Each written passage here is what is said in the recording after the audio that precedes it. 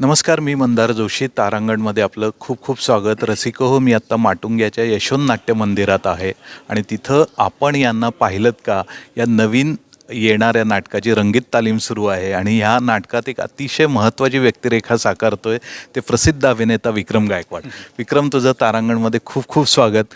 गेल्या काही वर्षांपासून तू खूप उत्तम काम करतोयस, मग ते टेलिव्हिजन असेल, चित्रपट असेल आणि आता नाटक हे माध्यम. आणि ह्यात आता विजय केंकरेंसारखा दिग्दर्शक आहे की ज्यांच्या नावावर 100 नाटकं जमा आहेत दिग्दर्शनाची. आणि एक तुषार दळवी आहे, मधुरा आहे, ज्यांनी काही काळही गाजवलेला आहे. तर काय अनुभव आहे? खूप छान ही सगळी तुमची केमिस्ट्री वाटते आम्हाला. धन्यवाद. सगळ्यात आधी तुम्ही माझं कौतुक केल्याबद्दल. आणि नाटकाचं म्हणाल तर मला खूप मजा येते आहे. एकतर लॉकडाऊन नंतरचं पहिलं नाटक आहे माझं, म्हणजे गेल्या 3 वर्षांनंतर मी आज नाटक करतो आहे. आणि मी म्हणजे अभिनय क्षेत्रात आल्यापासून म्हणजे साधारणपणे 12वी झाल्यावर 2002 ते 2020 दरवर्षी नाटक केलं होतं. पहिल्यांदा असं झालं आहे गेल्या 18 वर्ष सतत नाटक केल्यानंतर 3 वर्ष गॅप झाला. त्यामुळं 3 वर्षाच्या गॅपनंतर मात्र खूप छान नाटक मला मिळालं, याचा मला खूप आनंद आहे.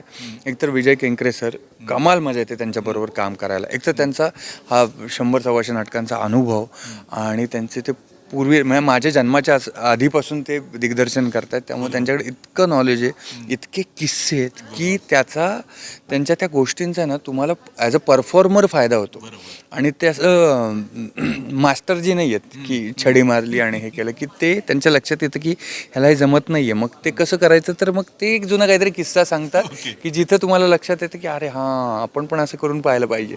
तर ती मजा येते. आणि मधुरा, तुषारदादाबरोबर मी आधी काम केलं सिरियल्समध्ये, नाटक पहिल्यांदा करतो आहे. आणि मधुराचं माझं तर भेटच पहिल्यांदा झाली या नाटकाच्या निमित्ताने.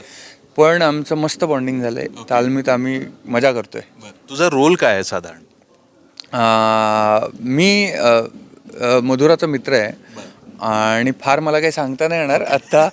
पण छान आहे हे गोष्ट, मला फार आवडली. कॉमेडी आहे, लाईट आहे कॉमेडी म्हणजे अगदीच स्लॅपस्टिक आणि म्हणजे त्या जे आपण कॉमेडी म्हणल्यावर कॉमेडी जातो ना, तसं नाही आहे. पण खूप लाईट, म्हणजे लोक असे फार खुश होऊन बाहेर जातील हे नाटक पाहिल्यानंतर.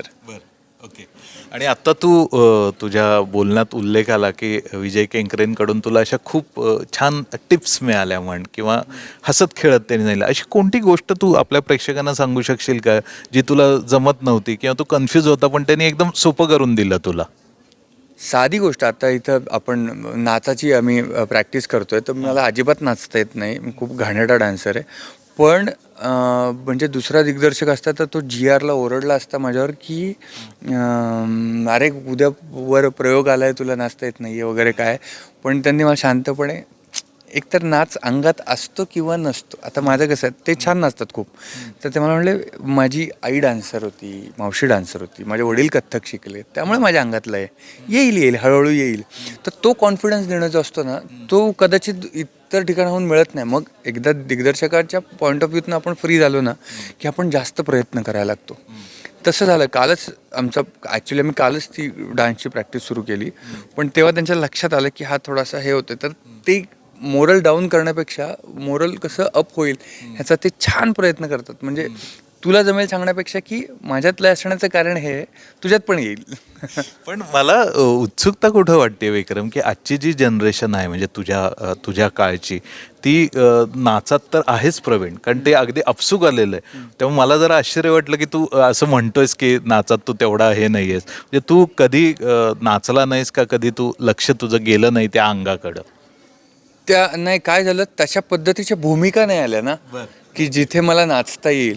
त्यामुळे ती रिजिडिटी मेंटेन झाली. हां, मग ते मी कधी त्या ठिकाणी लक्ष दिलं. एकतर ऐतिहासिक मालिकांमध्ये जे काही काम केलं आणि आपल्या नॉर्मल सिरियल्समध्ये तर नाचाचा वेळ येत नाही. फिल्म्स बऱ्यापैकी हिस्टॉरिकल झाल्या. एकच फिल्म होती ज्याच्यात मला खूप नाचायचं होतं, त्याच्यात मी नाचलो 1 महिना प्रॅक्टिस करून, पण ती फिल्मच आली नाही. त्यामुळे ती फिल्म न आल्यामुळे मला थोडंफार नाचता येईल की नाही ही शंका पण इतर प्रोड्युसर्स आणि डिरेक्टर्सच्या मनात नाही आली. त्यामुळे मला तसे रोल्स नाही आले. त्यामुळे काय गेली कैक वर्ष मी नाचलोच नाही आहे, तशा भूमिकाच केल्या नाही आहेत. त्यामुळे ही तशी पहिली वेळ आहे जिथं मी नाचतोय. आणि तालीम हा असा प्रकार असतो की तुम्ही खूप गोष्टी ट्राय करत असतात, त्यात काही गोष्टी जमतात, काही जमत नाहीत. खूप गोष्टी घडतातही, बरेच किस्से घडतात. एखादा प्रसंग जो रिहर्सल दरम्यान तुझ्या लक्षात राहिलेला असं काही आहे का या सगळ्याच टीम बरोबरचा? काय आहे म्हणजे तो आठवावा लागेल असं. बघ असं सहज आला तर सांग, नाही तर काही हरकत नाही. असं काही घडलेलं आहे का? नाही, असं वेगळं असं काही नाही. बरं बरं बरं, वेगळं असं काही नाही. बरं, बाकी आता हे नाटक तर येतच आहे, इतर तुझं काम सध्या कोणतं सुरू आहे? सध्या एक सोनी मराठीवर सिरियल चालू आहे, छोट्या वयाची मोठी स्वप्न. एक फिल्मचं बोलणं चाललंय. 2 फिल्म्स आहेत रिलीजला आणि एका फिल्मचं शूट मे बी हे जरा तालमी वगैरे संपलं की नेक्स्ट मंथ सुरू होईल. आणि ह्या नाटकाचं शीर्षक आहे आपण यांना पाहिलंत का? तर मला तुला एक वेगळा प्रश्न विचारायचा आहे.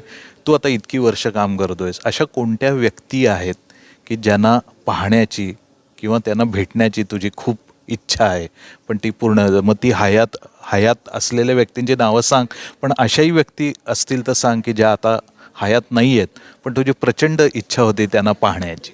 मला आहे ना मी साधारणपणे एक वयाच्या 21व्या वर्षी काम सुरू केलं आणि मला आहे ना लक्ष्मीकांत बेर्डेंबरोबर काम करायची इच्छा होती खूप, की मी म्हटलं आपण या क्षेत्रात आलो आहे तर एके दिवशी कधी ना कधीतरी, आता जसं विजय सर भेटले आहेत, अजून मोठमोठ्या नाना पाटेकरांबरोबर मी काम केलं आहे, तर तेव्हा मला अगदी कॉलेजमध्ये असताना की या माणसावर आपल्याला कधीतरी काम करायला मिळावं ही इच्छा होती. आणि मी आयुष्यात पहिलं जे शूट केलं, आधी नाटकं करत होतो, पहिलं शूट केलं होतं, ते पहिलं शूटला माझा सीन सुरू झाला आणि त्यांनी शूटिंग थांबवलं की जरा 1 मिनटं आपण मौन ठेवू, लक्ष्मीकांत बेर्डे गेले. ते मला फार लागलं मनाला की आपण जे या माणसावर काम करण्याची इच्छा केली होती ते आपल्या शूटिंगच्या पहिल्याच दिवशी गेले. तर ती एक गोष्ट म्हणजे ती कायम डोक्यात आहे. म्हणजे कुणाबरोबर काम करायची इच्छा राहून गेली तर ती राहिली.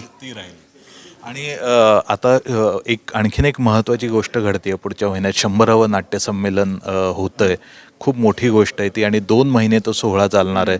तू 20 वर्ष काम करतोयस नाटकात. एकंदरीतच आपल्या रंगभूमीच्या प्रवासाबद्दल तुझं निरीक्षण किंवा तुला काय वाटतं या सगळ्या प्रवासाबद्दल? छान वाटतं हो. म्हणजे आपण प्रत्येक अंगाने उत्तरोत्तर प्रगतीच करतोय. असं नाही कुठे की आता प्रेक्षक कमी झाले. आता आपल्याला असं होतं की मधला काळ एक आला होता की नाटकाला प्रेक्षक नाही.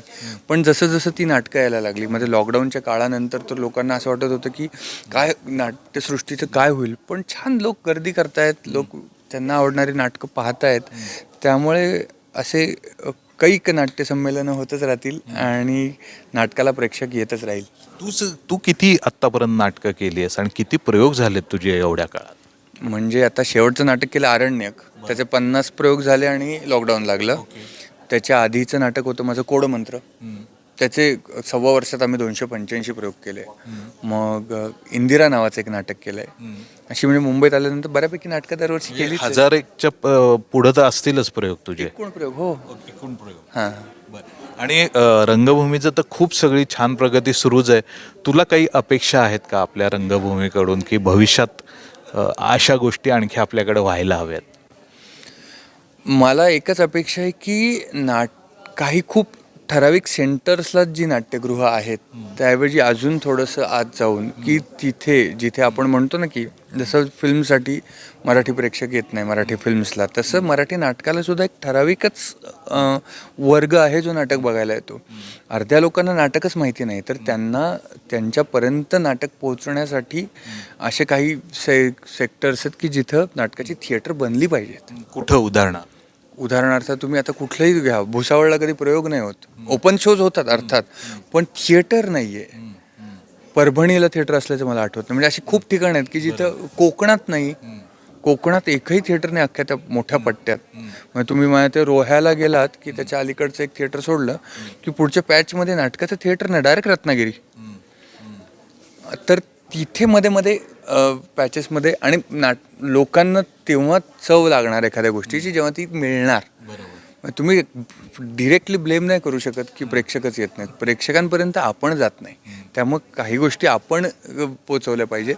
मग त्याचा रिस्पॉन्स येतो की नाही हा पुढचा मुद्दा. खूप छान. मला वाटतं की विक्रम, तू हे जे तुझं नवीन नाटक येत आहे त्याच्याही निमित्ताने तू बोललास आणि आगामी नाट्यसंमेलनाबद्दलही तुझं छान भाष्य केलेलं आहे. तर तुला या नाटकासाठी आणि पूर्ण तुझ्या पुढच्या प्रवासासाठी तारांगणतर्फे खूप खूप शुभेच्छा. Thank you so much.